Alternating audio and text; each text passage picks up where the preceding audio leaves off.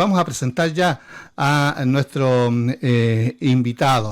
Vamos a saludarle, aquí ya lo vemos en pantalla, a nuestro invitado, a don Juan Maldonado, que es diplomado y bachiller en teología, que está de visita acá en la comuna de Frutillar, un hombre muy conocedor del territorio, muy conocedor también de la historia, muy conocedor también de la teología, y porque es una persona que recorre nuestro país de extremo a extremo y que conoce también. Así que vamos a saludarle, primero dar la bienvenida. Don Juan, ¿cómo está? Muy buenos días. Muy buenos días. Hola, muy buenos días. Un gusto saludarlo a usted y a toda su audiencia.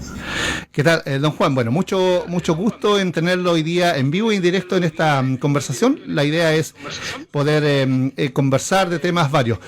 Primero, preguntarle, don Juan, ¿desde dónde viene? ¿Desde dónde viene? Bueno, yo soy oriundo de la ciudad de Curicó. He nacido y criado en Curicó. Curicó. Bueno, Curicó. De las tortitas de Curicó. Las tortitas de Curicó. Así es.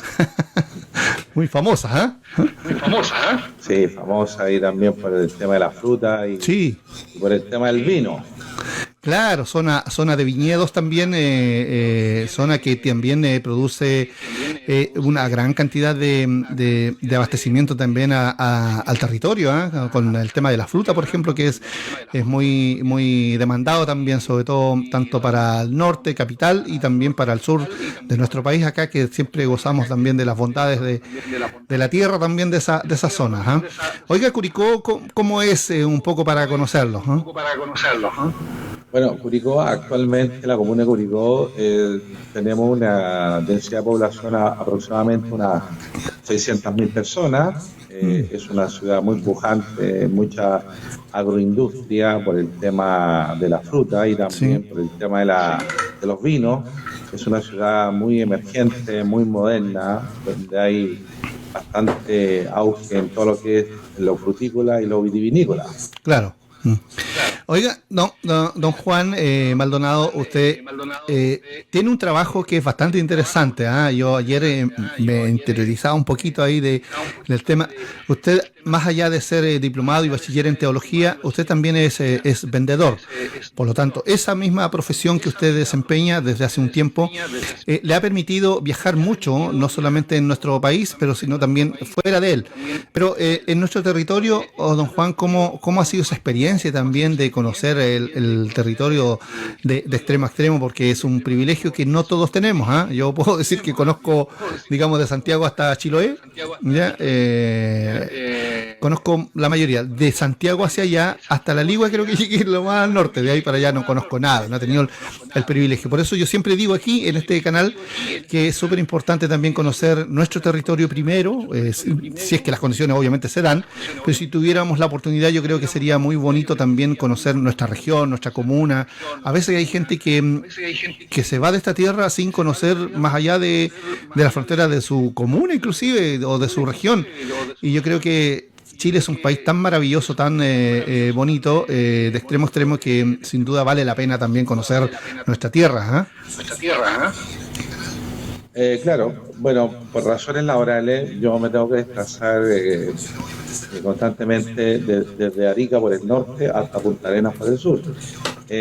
Bueno, la verdad yo laboralmente trabajo en una empresa textil donde tengo la bendición de Dios de ser el gerente de venta de la empresa, donde en este tiempo sobre todo estamos llevando la necesidad de todo lo que es quirúrgico y antibacteriano por el tema del COVID-19 a lo largo de todo Chile. Y nuestro país es muy hermoso a lo largo y a lo ancho de nuestra patria. Cada ciudad tiene un encanto, tiene un matiz distinto y bueno, en realidad por el norte, por ejemplo en Arica, tiene su encanto, especialmente a mí me gusta mucho el Valle de Azapa, y así sucesivamente en Antofagasta, en Calama y en todas las regiones del país tenemos muchos matices. Ahora el sur de Chile tiene un encanto, una maravilla distinta, es maravilloso. El sur de Chile, bueno, a mí en lo personal me gusta más el sur que el norte, porque por lo verde, por los lagos, por todo eso. Sí, sin duda que, claro, el paisaje, y es por eso que uno a veces entiende, sobre todo vivimos aquí, en el caso de nosotros, aquí los frutillarinos, vivimos en una región muy privilegiada porque tenemos lago, tenemos paisajes, tenemos volcanes, tenemos bosques, tenemos este turismo, esta cosa, y uno cuando empieza a ver nuestra tierra y conocerla, uno se da cuenta, ahora entiendo por qué la gente de Santiago, que está rodeada de puro cemento, de hormigón, se desespera tanto y añora tanto poder visitar el sur de Chile donde hay mucha naturaleza, en fin, claro, y porque realmente vivimos en un lugar sin duda privilegiado. Oiga, don Juan, quería preguntarle el terremoto, el último que tuvimos, el 27F, ¿dónde lo encontró usted? ¿Dónde estaba? Bueno, estaba felizmente en mi casa, estaba en Curicó. Y eso para mí, bueno, fue bastante fuerte, de verdad. En esa zona, claro. Estructuralmente vi como una gran parte de la ciudad de Curicó, yo creo que un 30% de la estructura de los edificios se cayeron.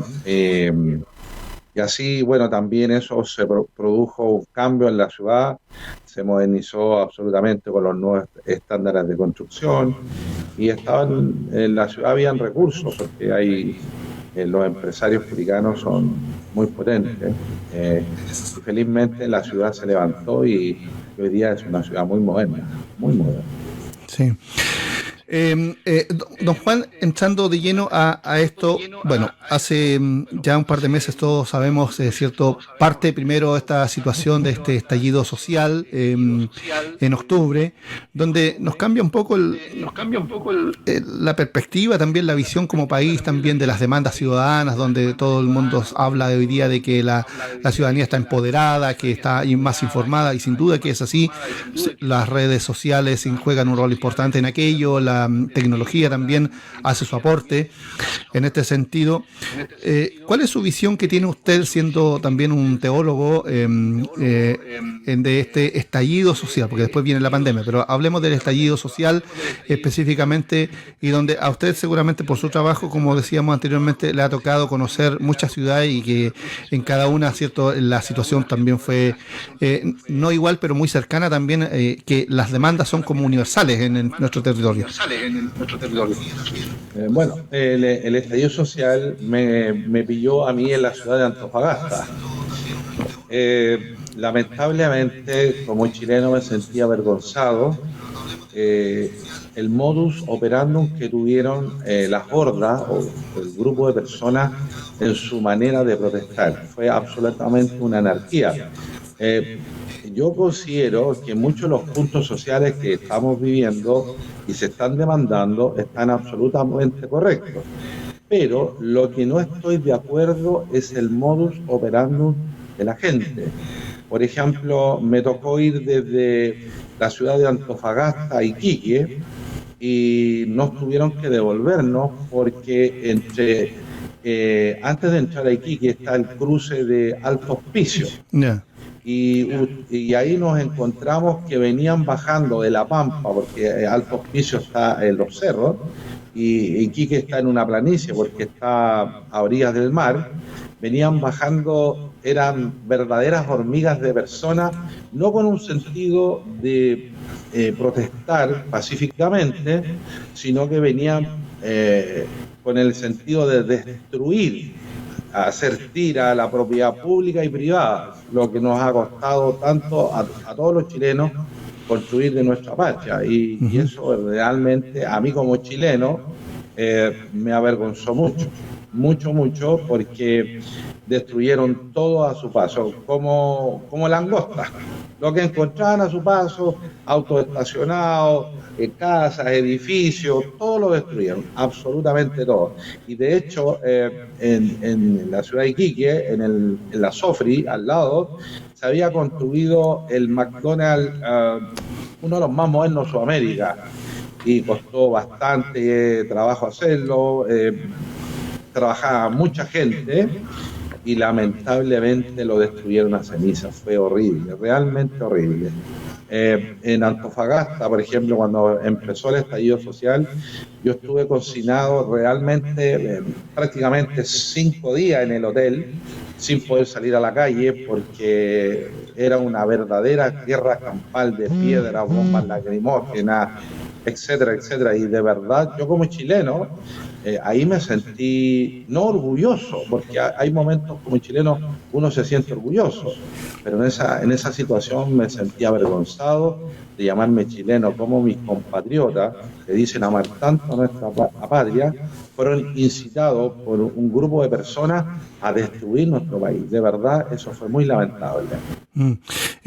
Claro, porque yo creo que la mayoría de los chilenos, de los ciudadanos, incluyendo la gente extranjera que vive hay mucho extranjero en nuestro país, está de acuerdo tal vez con las demandas, porque son situaciones que han rebalsado un límite también. Hemos visto cómo la clase política también ha denigrado esa área también con el actuar de algunos legisladores que de honorable inclusive generan mucha duda.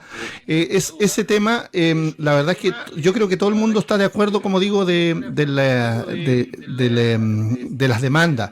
El tema es la forma en cómo se ha hecho esto, ¿eh? Ese tal vez es la mayor situación que nos preocupa a los que tal vez no es necesario andar en una marcha para estar o no apoyando una situación. Sin embargo, claro, cuando se utilizan este tipo de excusas o artilugios para poder hacer efectivo la demanda o el descontento de la población, sin duda que molesta cuando justamente se destruye el trabajo de tanto esfuerzo, sobre todo de los pequeños, porque hace poco rato mirábamos y también lo alcanzamos a comentar, don Juan, antes de salir al aire. Por ejemplo, hoy día las empresas eléctricas que cobran sumas exacerbadas también de tarifas, donde pareciera que hay una indolencia por parte de los legisladores, porque hace rato que viene la ciudadanía reclamando esta situación de los cobros indebidos de estas alzas de las tarifas. Una familia que pagaba 20 y tantos mil pesos normales en un mes de consumo, aparece una factura de 400.000 pesos, realmente es vergonzoso. Entonces vemos esta situación tan pasiva de parte de nuestros legisladores, no teniendo la capacidad para ponerse en el lugar de la ciudadanía y poner de una vez por todas límites a esta situación. Eso tal vez es lo que aburrió también a la ciudadanía, la corrupción también que está ya instalada en la política, en la policía, en los militares, en todo orden de cosas hoy día, en la iglesia católica, en la iglesia evangélica. Hemos visto casos también que dejan mucho que desear. Eso hace que sea la suma total de esa situación que produce esta explosión y este malestar. Mire, yo le voy a hablar un poco de lo que dice la Biblia acerca de esto. Por ejemplo, encontramos en el capítulo 3 del libro de Isaías, encontramos más o menos contextualizando al tiempo de aquella época del libro de Isaías. Por ejemplo, estamos viviendo ese mismo periodo, pero de una manera distinta, obviamente, por lo histórico. Pero en la época del profeta Isaías, en el Antiguo Testamento, había una decadencia moral, en primer lugar, del sacerdocio religioso de Israel, y además de eso había también una decadencia moral de los gobernantes de aquella época. El profeta Isaías fue la persona que Dios usó para hablar en nombre de Dios acerca de las injusticias que se estaban repitiendo o estaban viviendo la gente, la opresión. Y el profeta Isaías, en el capítulo 3 específicamente, habla que los opresores de mi pueblo, dice, serán los jóvenes.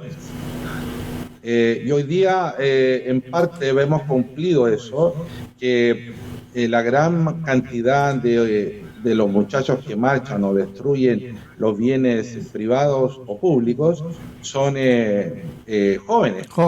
que no tienen, primero, ninguna conciencia cívica, tampoco no tienen ninguna ética, ninguna moral en cuanto a lo que es amar a nuestra patria. Y lamentablemente, como no hay una jurisprudencia legal que hace que estos muchachos puedan ser juzgados por los tribunales de justicia, simplemente se dan el chip libre para destruir absolutamente todo lo que encuentren a su paso, en honor a reclamar por las demandas sociales que se están pidiendo. Entonces, lamentablemente, tenemos una carencia de identidad moral y ética partiendo de nuestros legisladores.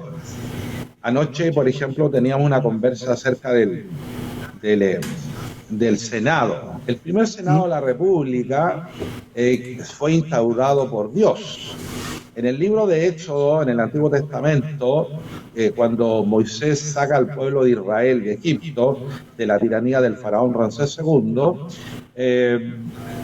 una vez que cruzan el Mar Rojo con el pueblo de Israel, que eran aproximadamente 1,5 millones de personas, Moisés se da cuenta que la gente tenía malos hábitos, malas costumbres, las cuales traían mala convivencia entre ellos mismos, y Moisés de día y de noche estaba todo el día tratando de liberar o hacer justicia a todas las problemáticas sociales que tenían el pueblo de Israel.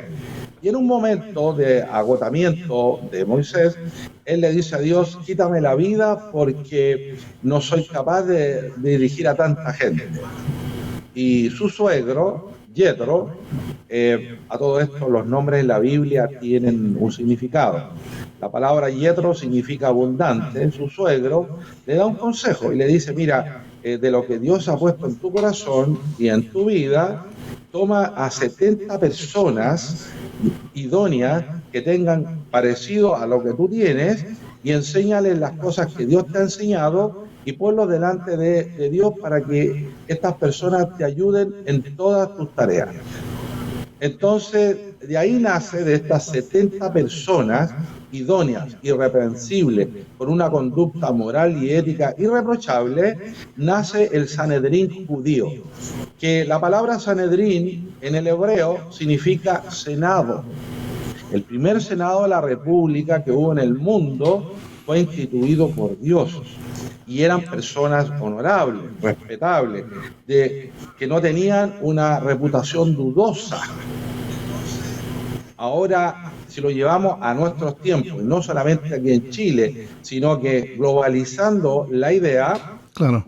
Hoy día la gente no busca a nuestros representantes ante el gobierno como personas idóneas e irreprensibles, sino que lo hacemos de una manera visceral, porque nos cae bien, porque es una persona popular, una persona demagógica, la colocamos a que nos represente en el Senado de la República. Y con tanta ley, con tanto proyecto que tenemos, nos estamos pareciendo a los persas. Los persas estaban llenos de leyes, absolutamente en todo, leyes para todo tipo de cosas. Y la gente al final empezó a caer presa de las leyes, porque las leyes, en vez de ser beneficiosas por un lado para la gente, comenzaron a coartar la libertad de las personas. A todo esto, la libertad no se puede confundir con el libertinaje. La libertad significa que yo tengo que hacer lo que yo siento y pienso, pero sin dañar a mi entorno ni dañar a mi prójimo. O bajo ciertos cánones también, por cierto. Absolutamente. En cambio, el libertinaje, en este caso, se confunde, digamos, porque, los medios nos llevan a hacer cosas indebidas y se justifica. El fin justifica los medios, o sea, llegamos a un punto en el cual se hacen cosas indebidas y para llamar la atención. Ahora mismo en este estallido social que empezó con los estudiantes de la enseñanza media, comenzaron destruyendo las estaciones del metro, etcétera, etcétera. Ahí nosotros podemos ver, en primer lugar, una decadencia en el seno familiar. Esos muchachos, un muchacho que tiene una buena formación por parte de sus padres en su casa, porque la gente piensa que los buenos modales de los jóvenes o de nuestros hijos se aprenden en el colegio. Claro. Eso es absolutamente erróneo. Las buenas costumbres, los buenos hábitos morales y éticos se aprenden en el seno del hogar. Las aulas, en los colegios, en los institutos y en las universidades, a los seres humanos nos capacitan en el área de la ciencia, en el área del conocimiento y en el área profesional o técnico. Pero las buenas costumbres, los buenos modales se aprenden en los hogares. Estos chicos que caen en la delincuencia, en la drogadicción, detrás de ellos hay un modelo familiar en decadencia. Es decir, hay una mala formación o un mal ejemplo del papá o de la mamá. Es decir, son familias que son discordantes, no tienen una estructura.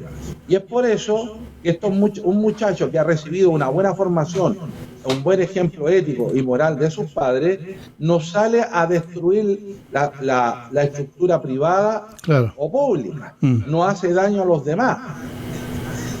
Ese es el punto, ¿eh? Claro.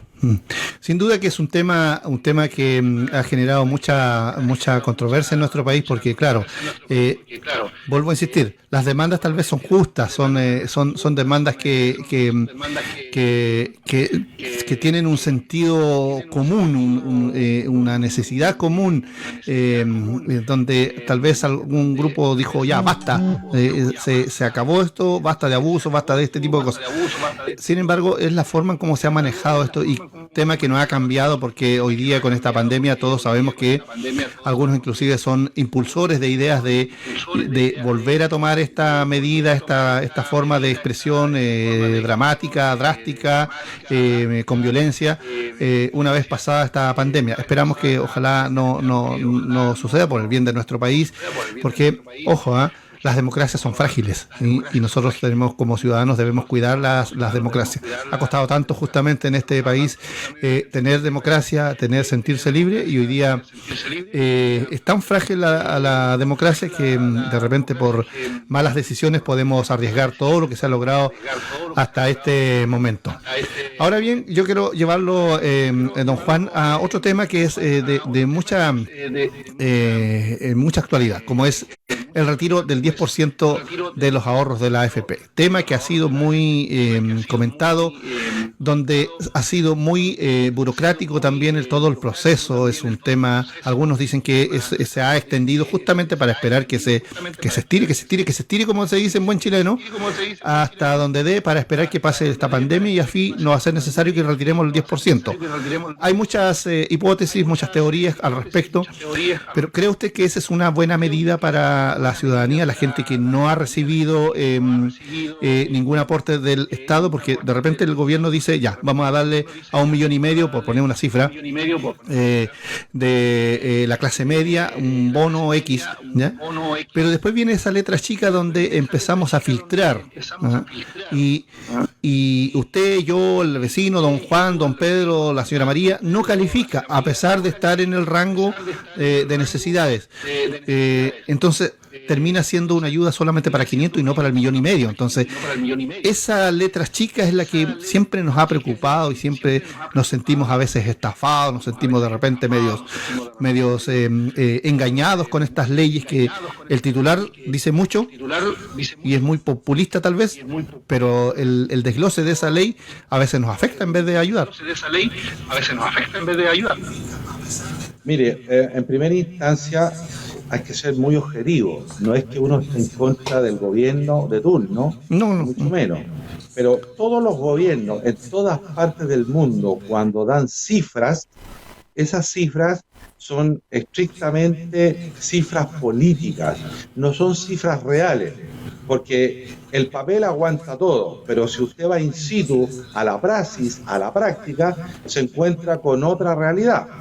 Ahora, esto es manejado políticamente porque hay una demagogia, hay mucho, en esto, mucho paño que cortar. ¿Por qué razón? Porque hay intereses creados en todos los sectores políticos. Aquí no es solamente el gobierno de turno. Aquí, en el tema de la AFP, en las acciones, en las empresas, están metidos todos los políticos de todas las áreas, digamos, de todo lo que es partidista, de centro, de izquierda o de derecha, están todos metidos porque ahí hay intereses creados en la parte económica. Ahora, cuando a una persona le meten la mano al bolsillo, donde sus recursos son tocados, obviamente que todos no nos gusta que nos metan la mano a la cartera. Claro. El 10% que se está pidiendo es justo. Yeah. Unos 30 años de cotizaciones, y durante esos 30 años de cotizaciones me han cobrado comisiones, me han sido reflejadas en mis cartolas pérdidas ostensibles. Por ejemplo, tal vez en los últimos 2 años, de mis fondos previsionales perdí un poco más de 2 millones de pesos. Ni siquiera me preguntaron, no solamente a mí, sino que a miles de chilenos. Sí, pues. Nos tomaron de nuestros fondos, nos tomaron un ítem y ni siquiera nos preguntaron. Ahora, el 10% de que es lógico que y debiéramos recibirlo todos los chilenos sin excepción de personas, incluyendo, fíjese, incluyendo hasta los pensionados que tienen fondos previsionales acumulados en su AFP, también debieran sacar su 10%, porque en estos tiempos de crisis el dinero, digamos el efectivo, ha estado escaso y obviamente los dueños, los empresarios de la AFP, nuestros dineros como cotizantes, ellos los han invertido en negocios en el extranjero, en la bolsa de valores, han comprado bonos, han comprado propiedades, han creado empresas, ellos han lucrado con nuestros recursos, con nuestras pensiones durante muchos años, y al usar nuestros recursos, ellos no han compartido con nosotros ni la más mísera parte de sus ganancias. Ellos han lucrado, se han dado una vida de opulencia, viajando, teniendo propiedades, etcétera, etcétera, a costilla de todos los chilenos, y nuestros ingresos, en vez de que nos den una parte de lo que han recibido por la utilidad de nuestros recursos, ellos al revés, nos han castigado y nos dicen que la bolsa perdieron tanta cantidad, por lo tanto, como yo estoy en tal fondo, tengo mayor pérdida. Y a mí ni siquiera me preguntan. Entonces, en ese aspecto, considero que es justo que se le dé a todos y cada uno de los chilenos el 10% de nuestras utilidades. Es más, en Perú, bueno, yo tuve el privilegio de trabajar en el extranjero, especialmente en Perú, en Bolivia, en Ecuador, en Brasil. Estuve muchos años trabajando en esa zona y me di cuenta, por ejemplo, en Perú, que la gente quería sacar sus fondos provisionales, podían sacar todos sus fondos, sí. No les pusieron mayor objeción, y así también la economía comenzó a ser más pujante, porque la gente con sus fondos comenzó a emplearlo en recursos, haciendo negocios, comprando cosas, etcétera, etcétera, y la economía comenzó a moverse, a crecer casi un 5%. Imagínese usted, obviamente hay personas que el dinero lo malgastan, claro. Se lo acaban de la nada, porque a veces la gente que no tiene una conciencia o no tiene un cierto grado de educación, cómo manejar sus recursos, simplemente de la noche a la mañana se le va como el agua entre los dedos. Claro. En cambio, humildemente, los que de alguna manera tenemos un cierto grado de conocimiento o sabemos priorizar y organizar nuestros recursos, obviamente los vamos a utilizar de una manera ostensible, una manera clara y que nos va a servir para beneficiar nuestro entorno. Sí. Ese es el punto. Claro. Bueno, estamos conversando con don Juan Maldonado, que es nuestro invitado el día de hoy, diplomado y bachiller en teología, haciendo una especie de análisis de la situación que vivimos con una opinión totalmente libre, ¿cierto?, de como medio independiente también. Yo le decía a don Juan que Carlos Soto nos pregunta acá, ¿qué pasa si ahora se aprueba el retiro del 10%? Es decir, cuando haya más emergencias como un terremoto o una catástrofe, vamos a tener que echarle mano también a nuestros recursos para superarla, dice eso. Vamos a ver qué es lo que se determina con respecto a esto. La verdad es que yo no soy la persona más experta en el tema de economía, digamos. Ya estudié administración de empresas, tengo 2 diplomados en administración, pero en cuanto al tema de los recursos que mantiene el país, por lo que tengo entendido que cada vez que hay una catástrofe, el país tiene un ítem o tiene una cantidad de recursos dispuestos instantáneamente para ir en ayuda de aquellas personas que están más desvalidas. Ahora, lamentablemente esa pregunta no puedo ser tan conciso debido a que por lo que yo sé, todo lo que AFP o los recursos que nosotros tenemos guardados en los fondos de pensiones, cualquier retiro o cualquier cosa que nosotros tengamos que hacer, eso en primer lugar tiene que ir a la Cámara de Diputados y también después a la Cámara de Senadores, los cuales ellos van a decidir en votación lo que podemos hacer en el futuro con nuestros recursos.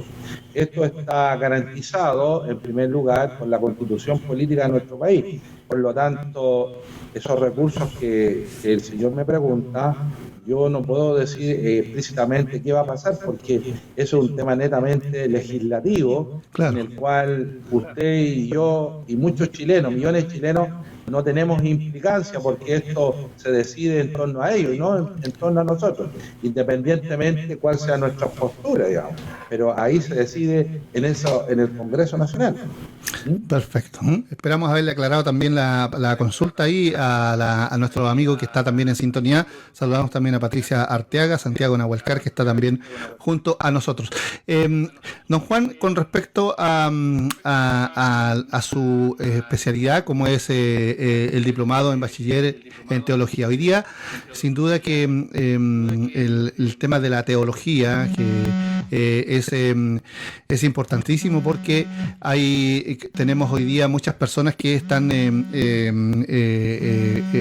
estudiando también este tema. Y hoy día se hace mucho más fácil ingresar, por ejemplo, a través de las redes sociales, a través de YouTube, qué sé yo, que hay mucha teoría que circula con respecto a esto. Pero la teología, ¿cuál es su posición con respecto a estos tiempos difíciles que estamos viviendo también hoy día, si lo llevamos netamente a lo que es la Biblia, en un tiempo donde muchos han inclusive alzado la voz diciendo que este es el fin del mundo, que esta pandemia que nos ha afectado a nivel global, ¿cierto? Le sumamos, por ejemplo, hechos como, por ejemplo, esas langostas en Argentina, los granizos gigantes en otro lado, un terremoto por acá. Son las señales últimas que estamos viviendo. ¿Es tan así esto? Porque hay gente que ha hecho mucho alarde con respecto a eso. En primer lugar, yo quiero aclararle a la gente que todos los argumentos, teorías que aparezcan en los medios de comunicación, si no están respaldados con la palabra de Dios, son específicamente meras interpretaciones privadas. ¿Por qué hay tantas, llamémoslo, denominaciones, credos o iglesias en el mundo? Es por 2 puntos. El primer punto es por un punto de interpretación de las escrituras y el segundo punto es la aplicación de las escrituras. Por lo tanto, cuando uno estudia la palabra de Dios, la teología, uno aprende como la primera fuente de inspiración debe estar basada en la palabra de Dios. Hay muchas personas que estudian o leen la Biblia sin conocer el texto en el contexto. Para poder estudiar la Biblia tenemos que, en primer lugar, usar una técnica que se llama la hermenéutica. La hermenéutica es una ciencia en la cual nos enseña a interpretar los textos en los contextos. Ahora, la hermenéutica es la ciencia que interpreta cualquier tipo de escritura y tiene una regla. ¿Cuál es la regla? La regla es la siguiente. Dice, todo texto sin su contexto es un pretexto. ¿Qué quiere decir esto? Que a veces nosotros leemos un pasaje de la Biblia y si no conocemos el texto, es decir, no conocemos el periodo en que se habló ese texto, en el sentido histórico, social y cultural, toda interpretación que nosotros hagamos alusiva a ese texto, sin conocer el trasfondo de aquello, toda esa interpretación que hagamos, la vamos a interpretar y a aplicar erróneamente. Claro. Ahora, la Biblia tiene mucha historia. Fue creada en un tiempo distinto al nuestro. Obviamente, en cada episodio o en cada libro o en cada capítulo de la Biblia tiene episodios distintos en tiempos distintos. Primero, está el tiempo Kairos, que se refiere al tiempo de Dios, y también está el tiempo Cronos, que se refiere al tiempo del hombre. Por tanto, todo texto que nosotros leamos, interpretemos y apliquemos sin la hermenéutica o la regla fundamental de aprender las escrituras, vamos a errar y vamos a hacer una definición absolutamente fuera de contexto y vamos a llevar a la gente a un caos de interpretación y de aplicación. Ese es el punto. Estoy leyendo una pregunta que hace una persona, ahí dice, el fin del mundo ya comenzó, dice. Solo eso. ¿Estás de acuerdo con esa expresión? Absolutamente no. En primer lugar, el mundo no se va a acabar. Si yo a esa persona que me está viendo, le voy a contestar lo siguiente. Si yo me voy cronológicamente en el tiempo real nuestro, al Cronos, al tiempo de Dios, nosotros vamos a ubicarnos en el capítulo 24 del Evangelio de San Mateo, del versículo 6 al 8. Si usted, señora o señor que hizo esa pregunta, tiene su Biblia por ahí cerca, busque el Evangelio de San Mateo, capítulo 24, versículos 6 al 8, y que dice lo siguiente, literalmente dice, y oiréis de guerras y rumores de guerra. Habrá hambre, guerra, terremotos en distintos lugares. Todo esto será principio de dolores. Hoy día, usando la hermenéutica correcta de la interpretación y de la aplicación de la Biblia, estamos en tiempo de dolores. Este es el comienzo de un periodo que más adelante se va a llamar la Gran Tribulación. Es más, lo que estamos viviendo hoy día es un ensayo del nuevo orden mundial. La Biblia nos señala que en los tiempos postreros van a venir tiempos difíciles. Esa rama de la teología que nos habla acerca de los tiempos finales se llama escatología, que es la ciencia que estudia los acontecimientos del futuro. Para poder estudiar y entender esos textos en sus contextos, tenemos que entender en primer lugar la historia de la Biblia, cómo se escribió y en qué imperio se hizo. Por ejemplo, en el periodo que se escribió la Biblia hubieron 6 grandes imperios. El primer imperio que hubo se llamó Egipto, segundo Asiria, tercero Babilonia, cuarto el Medo-Persa, quinto el griego y sexto el romano. Durante el periodo que se escribió o que Dios reveló e inspiró a hombres para que escribieran la Biblia, pasaron 6 grandes imperios. Ahora, para poder interpretar los textos de los últimos tiempos en la hermenéutica correcta y también en la escatología correcta, la escatología también tiene una regla. ¿Cuál es la regla? La regla es la siguiente: el pasado nos anticipa el futuro. Por ejemplo, la gente cuando lee el libro de Apocalipsis, la gente se imagina, cuando uno nombra solamente la palabra Apocalipsis, la gente se imagina el fin del mundo. Claro. La regla de la escatología dice: el pasado nos anticipa el futuro. Si yo quiero saber lo que va a ocurrir en el futuro, tengo que ir al pasado. En primer lugar, la palabra Apocalipsis no significa destrucción.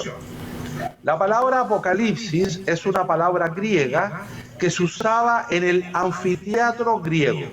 Cada vez que en el anfiteatro griego iba a desarrollarse una obra teatral, el locutor o el anunciante de aquella obra decía Apocalipsis y tomaba el telón del teatro y lo corría y comenzaba a desarrollarse una obra. Por tanto, el libro de Apocalipsis, ya que está en el Nuevo Testamento, todo el Nuevo Testamento fue escrito en griego. La palabra Apocalipsis aparece en el último libro de la Biblia, que significa revelación. ¿Ya? Y en este caso, el libro de Apocalipsis es la obra perfecta de Dios. Es un guión. Como toda película, claro, que nosotros vemos en la televisión, tiene un guión, ¿no es cierto? Y tiene actores. Este guión es el guión desarrollado o revelado por Dios para los últimos tiempos de la humanidad, no de la tierra, de la humanidad.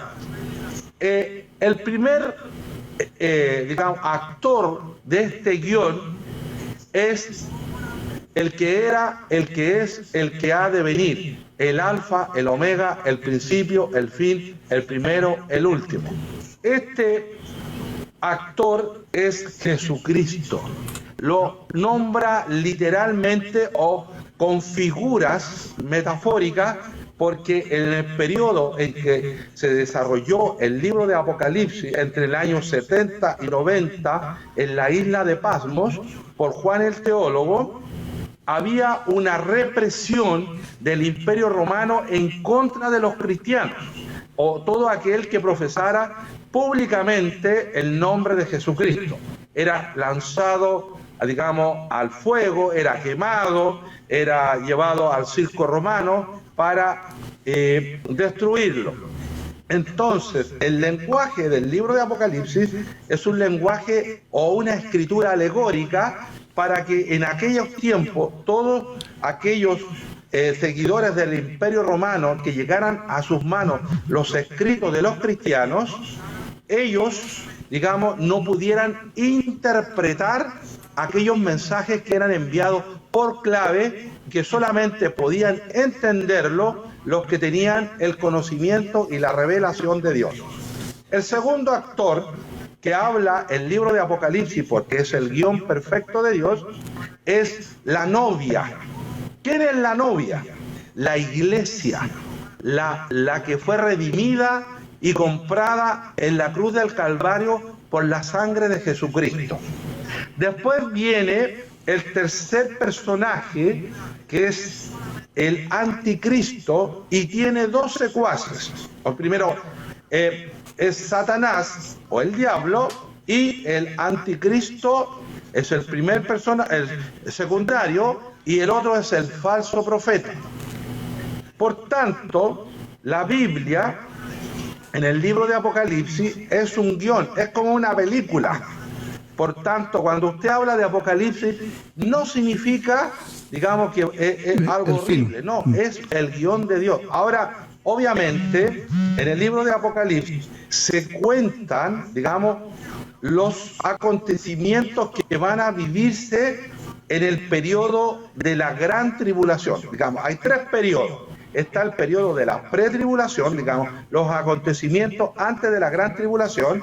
después viene el periodo que se llama el periodo preya, o sea, el momento exacto en que se van a comenzar a vivir el periodo de la gran tribulación, y después viene la post-tribulación, es decir, que todo lo que va a ocurrir después de los 7 años, porque la Biblia habla que el periodo de la gran tribulación en la tierra van a ser 7 años, y al final de los 7 años va a venir Jesucristo a la tierra, ya no como el manso cordero que vino en el periodo, digamos, antes de ir a la cruz, sino que en ese periodo va a venir, dice, con sus ángeles, sentado en su trono, y como Rey de Reyes y Señor de Señores, a juzgar a los vivos y a los muertos según sus obras. Ese sería el juicio final. Por tanto, ¿se da cuenta usted que para poder interpretar y poder aplicar los escritos bíblicos tenemos que tener un cabal conocimiento de la historia?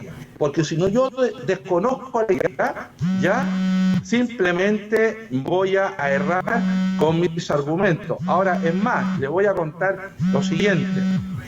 Hoy día muchas personas hacen interpretaciones absolutamente erróneas de la Biblia porque ellos no conocen las Escrituras y son irresponsables. Y aquellas personas que hacen eso tienen una condenación tremenda. En el capítulo 22, libro de Apocalipsis, el versículo 18 y 19, me parece que está, hay un conjuro bíblico. Y dice lo siguiente, dice, todo aquel que quitase las palabras de esta profecía, dice, yo quitaré su nombre del libro de la vida y le negaré la entrada a la santa ciudad de Dios. Y dice, y todo aquel que añadiese las palabras que aquí se escribe, dice, yo también a él, digamos, enviaré las plagas que aquí yo relato, dice Juan, porque ha cometido una aberración en interpretar y aplicar las Escrituras. Por tanto, a nosotros, los que conocemos la palabra de Dios, no nos queda ninguna otra opción que decir la verdad, absolutamente la verdad, y no podemos añadirle y tampoco podemos quitarle. Por eso, todas las personas que interpretan y aplican la Biblia privadamente son irresponsables y además de eso tienen una condenación delante de Dios por llevar a errar en el conocimiento a las personas. Eso sería. Bueno, interesante conversación. Don Juan, ¿me escucha, cierto? ¿Me escucha bien? Sí, sí. Sí, interesante conversación decía yo, porque la verdad es que es un tema que apasiona igual, que igual es digno de entender también. Yo sé que la lectura de la Biblia es bastante compleja, es difícil de entender, pero yo creo que, claro, cuando tratamos de escuchar a los expertos, en el caso suyo, por ejemplo, que habla con argumentos, con base, sin duda que se aclaran muchas dudas y esperamos también que esta conversación con don Juan Maldonado sirva también para las personas que están en línea, que están junto a nosotros también muy atentos a esta conversación. Quisiéramos darle las gracias a don Juan Maldonado, que anda de visita acá en Frutillar, en Payaco, la región de Los Ríos también. Las gracias por este momento que se ha dado para conversar con nosotros, y hoy día con la tecnología, bueno, yo le dejo el desafío para que en cualquier momento podamos hacer un nuevo contacto y ojalá poder seguir conversando también de estos temas que sin duda son importantes también para la comunidad. Ok, le agradezco su invitación, estoy disponible cuando usted lo desee para hablar temas de suma importancia, de mucha contingencia, y para mí ha sido un gran agrado, una gran bendición de poder compartir en primer lugar la palabra de Dios a todas las personas y de alguna manera llevar la luz en medio de toda esta confusión que estamos viviendo en todo el mundo. Un agrado, muchas gracias por invitarme. De nada, ojalá podamos tener otro encuentro, ya tenemos ya el contacto, por lo tanto vamos a hacer todo lo posible por conversar nuevamente. Sabemos que es un hombre muy ocupado, que está en constante movimiento, pero hoy día la tecnología nos permite justamente hacer este contacto donde quiera que se encuentre. Así es que, don Juan Maldonado, un agrado conocerlo también, ayer tuve la oportunidad de conocerlo y por ello que estamos conversando el día de hoy. Y bueno, somos un canal independiente, autónomo, tenemos la plena libertad también de invitar y de conversar todos los temas que son contingencia, que son también importantes y que sin duda son importantes y de interés general. Así es que le agradecemos. Sé que tiene que regresar hacia su tierra o hacia otros lugares por el tema de su trabajo y bueno, que siempre Dios lo cuide, lo proteja y estaremos en contacto nuevamente, don Juan. Muchas gracias, muy amable. Que Bueno, tengan un excelente día. bueno, muchas gracias igual.